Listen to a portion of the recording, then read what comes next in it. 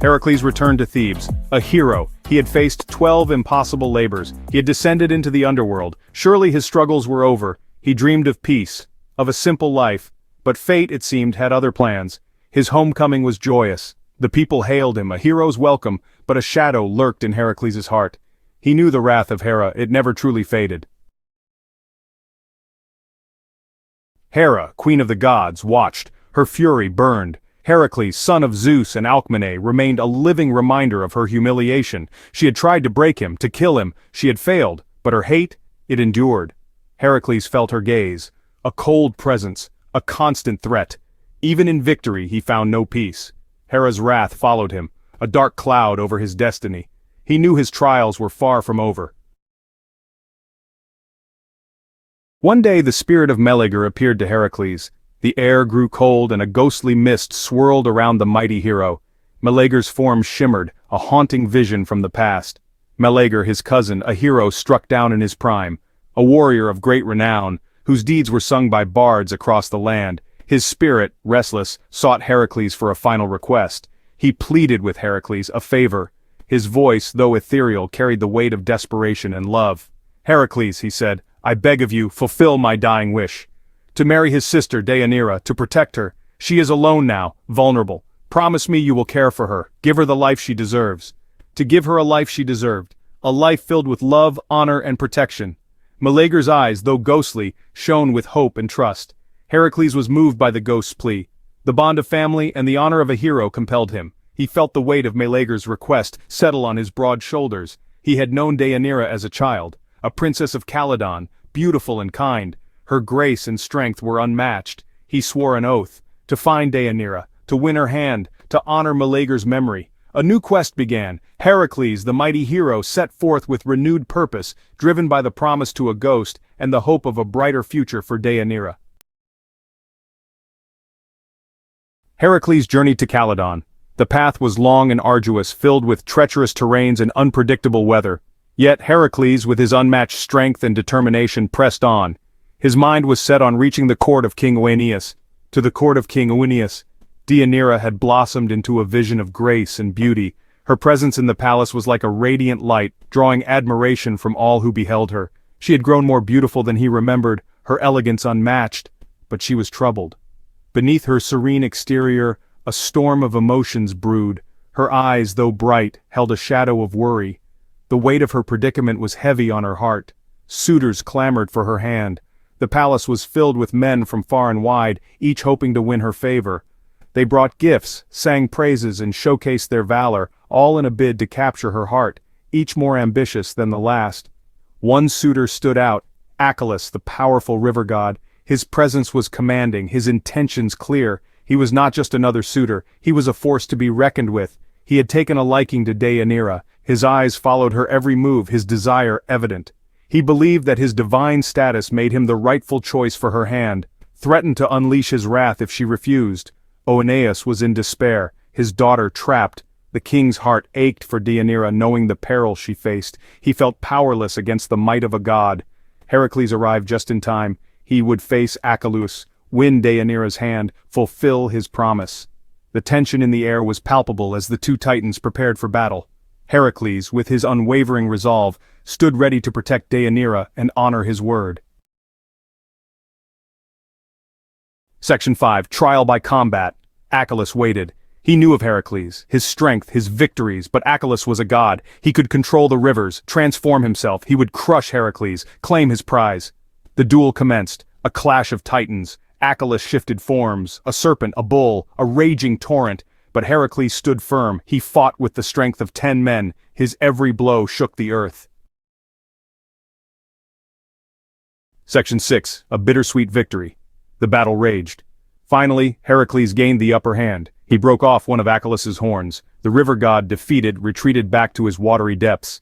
Heracles was victorious. Deianira was his. The wedding was a grand affair, a celebration of victory. But a shadow lingered over the festivities. Hera's wrath was never far, and fate, it seemed, had other plans for Heracles. His struggles were far from over.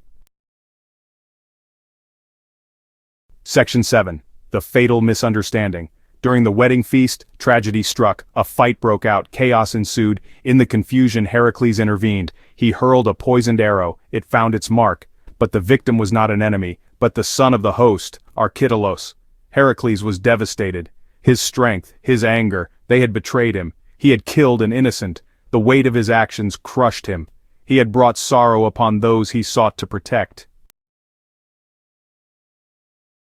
The court was in turmoil. The once orderly and majestic halls of Calydon were now filled with chaos and confusion. The air was thick with the cries of the distressed, their voices echoing off the ancient stone walls. The people, once proud and strong, were now gripped by a collective sense of dread and uncertainty. Grief and anger filled the air. Deianira was heartbroken. Her tears flowed freely, a testament to the deep sorrow that had taken hold of her heart. She clung to Heracles, her once strong and fearless husband, now a shadow of his former self. Their love, once a source of strength, was now a wellspring of pain and regret. Heracles, consumed by guilt, agreed to leave Calydon. The weight of his actions bore down on him, each step he took a reminder of the lives he had shattered. He could no longer face the people he had once protected, the friends he had once fought alongside.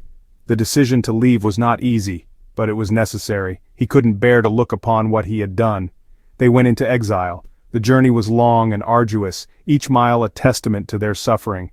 The once vibrant and bustling city of Calydon faded into the distance, replaced by the harsh and unforgiving landscape of their exile. They walked in silence, their hearts heavy with the weight of their past. They found refuge in Tiryns. The city with its towering walls and bustling streets offered them a semblance of safety. But even in this new place the shadows of their past loomed large. They tried to rebuild their lives, to find some measure of peace, but the memories of what they had lost were never far behind. But Heracles found no peace. His nights were filled with restless dreams, his days with a gnawing sense of unease. The guilt that had driven him from Calydon now consumed him, leaving him a hollow shell of the hero he once was.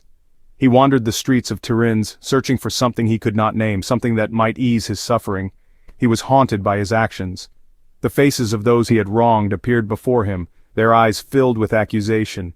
He could not escape the memories, could not outrun the past. Each day was a struggle, each moment a reminder of his failures. The memory of the young man he had killed tormented him. The image of the boy's lifeless body haunted his dreams, a constant reminder of the price of his hubris. He had been a hero, a protector, but in that moment, he had become a monster. The weight of that realization was almost too much to bear. Even in exile, Hera's curse followed him. The goddess's wrath was unrelenting, her vengeance a constant presence in his life.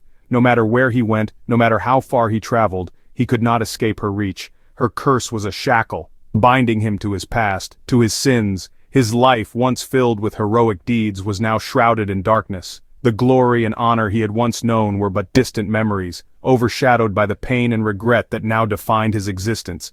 He was a hero no more, but a man broken by his own actions, a tragic figure lost in the shadows of his past. One day, Heracles and Deianira came to a swollen river, the Avanos. A centaur, Nessus, offered to help them across. Deianira, trusting, agreed. But Nessus had other intentions. He was captivated by her beauty.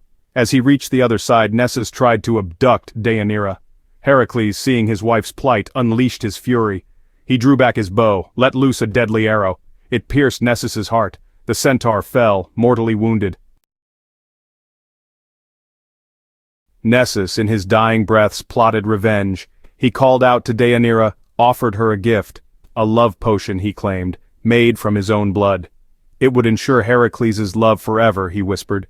Deianira, naive and desperate to please her husband, believed him. She took the vial, unaware of the poison it held. It was not a love potion, it was a deadly trap. Nessus's final act of malice, a curse disguised as a gift. Heracles, unaware of the tragedy unfolding, continued his journey. His trials, it seemed, were far from over. Hera's wrath, Nessus's dying curse, and Deianira's unwitting possession of a deadly poison, all these threads intertwined, leading to a fateful confrontation. What awaited Heracles? Would he ever find peace?